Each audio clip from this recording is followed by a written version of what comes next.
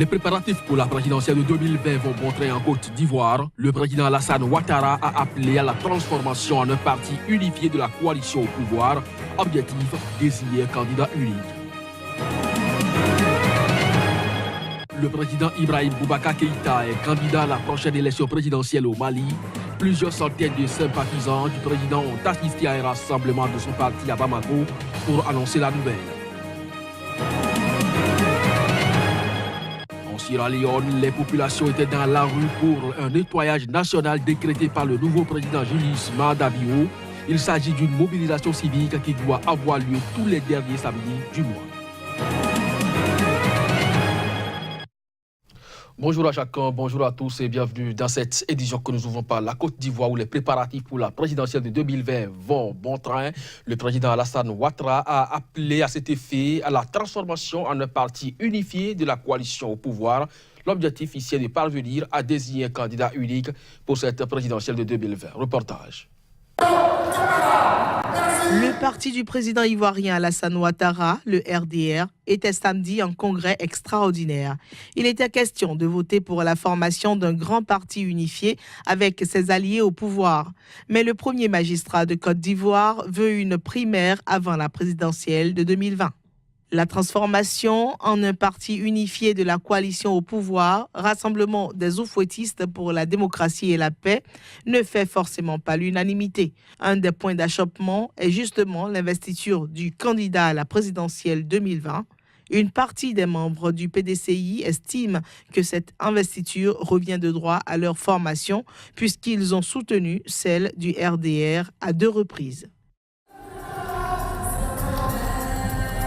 Rendons-nous au Burkina Faso où le président Roch Marc Christian Kaboré a procédé à l'installation officielle des membres d'une toute nouvelle institution, le Haut Conseil du dialogue social. Il s'agit d'un organe national tripartite de 30 membres représentant les employeurs, les travailleurs et le gouvernement. Sa mission, instaurer le dialogue social entre les travailleurs et le gouvernement afin de régler les conflits sociaux du monde du travail. Reportage Claude Romba, notre correspondant sur place. Le président du Faso, Roch Kaboré, en installant les membres de la toute nouvelle institution, veut s'inscrire dans une nouvelle approche. Face aux multiples revendications des travailleurs et des syndicats, le Haut Conseil du dialogue social qui regroupe l'État, le privé et les syndicats. Une institution tripartite donc, créée selon le président du Faso pour régler et prévenir les conflits sociaux du monde du travail. Je crois que l'expérience des uns et des autres doivent nous amener de part et d'autre, à savoir les raisons gardées, et certainement à travailler ensemble, tout en améliorant certainement les conditions de travail et de vie des travailleurs, à tenir compte aussi de l'intérêt national, c'est-à-dire l'intérêt de tous les Burkinabés. Quand c'est l'État et les syndicats, il y a toujours des suspicions, il y a toujours des doutes, et je crois que peut-être ce cadre va permettre un peu de stabiliser la confiance qui doit exister entre les parties qui sont en discussion. L'enthousiasme du président Kaboré, il faut le souligner, ne semble pas la chose la mieux partagée. Certaines organisations syndicales, dont la puissante CGTB, la Confédération Générale des Travailleurs du Burkina, sont réticentes par rapport à la mise en place d'une telle institution de plus. Qu'à cela ne tienne, le président Kaboré a exhorté les membres du Haut Conseil du dialogue social à trouver les solutions idoines pour l'apaisement du climat social au Burkina Faso. C'est officiel, le président malien sortant Ibrahim Boubacar Keïta a été investi dimanche candidat à l'élection présidentielle du 29 juillet par une coalition de près de 70 partis lors d'une réunion à Bamako, a constaté un journaliste de l'agence France Presse. À la demande de son parti et de ses alliés politiques, le président malien Ibeka accepte d'être candidat à la présidentielle de juillet, a déclaré Bokari Terata, président du RPM, la formation présidentielle et principale composante de la coalition soutenant Keïta lors de cette réunion. Une cérémonie d'investiture sera organisée à une date non précisée par Tereta. Le chef de l'État malien, 73 ans, élu en 2013 pour 5 ans, n'était pas présent à cette réunion tenue devant 3000 sympathisants.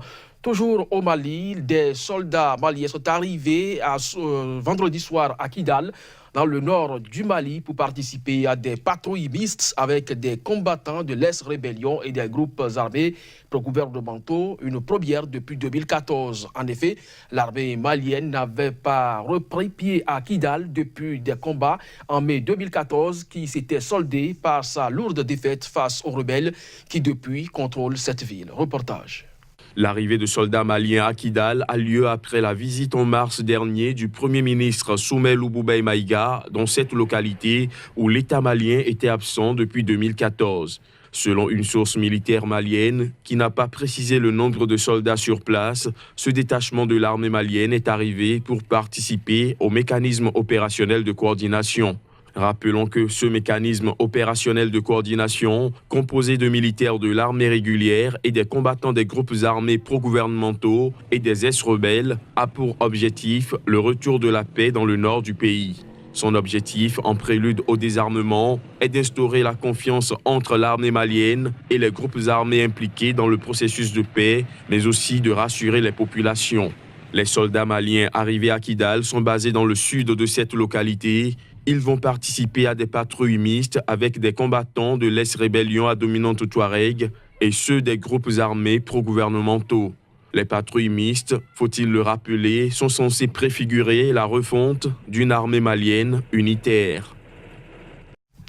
Toujours au Mali, le ministre de l'Énergie et de l'Eau visite le barrage hydroélectrique de Séléngué et la centrale thermique de Balengué.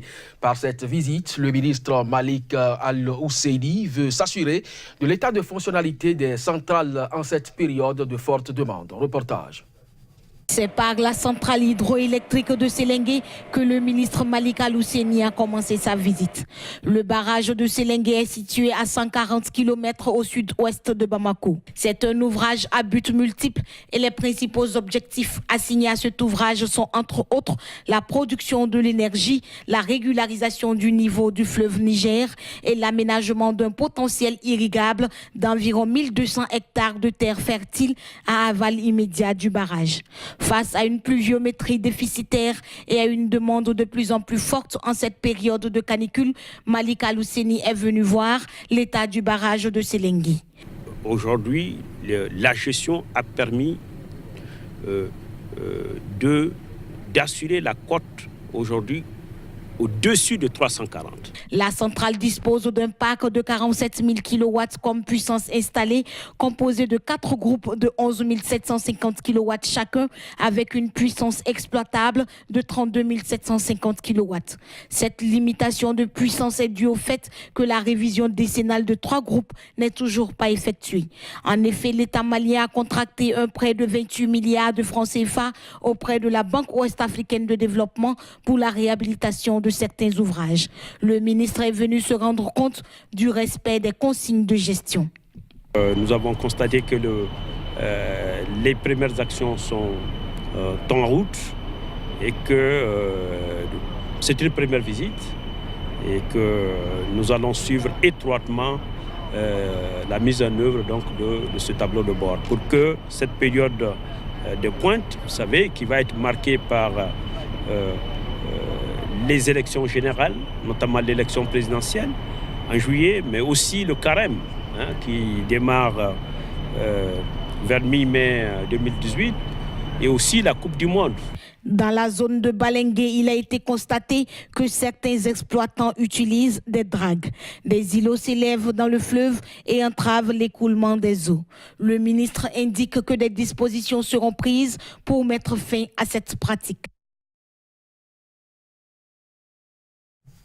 Jour de nettoyage national décrété par le nouveau président Julius Maada Bio, le premier Cleaning Day a eu lieu en Sierra Leone dimanche. Il s'agit d'une mobilisation civique qui doit avoir lieu tous les derniers samedis du mois.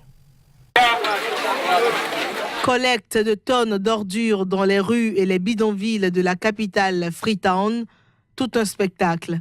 Ils étaient des centaines d'hommes et de femmes à prendre part à ce festival de salubrité. La Sierra Leone, au cours des 15 dernières années, a été touchée par 4 inondations majeures, avec un bilan officiel de 1141 morts et disparus. 9 mois plus tard, Des tonnes d'ordures et de déchets en plastique jonchent toujours Crow Bay.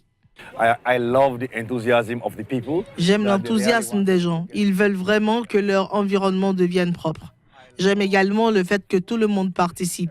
Ce n'est pas une question de parti politique. Tout le monde met la main à la pâte. Le nettoyage est une bonne chose parce que notre pays est vraiment trop sale, surtout ce caniveau-là. Les gens balaient chez eux et jettent leurs détritus dans l'égout et pendant la saison des pluies, ça inonde nos maisons.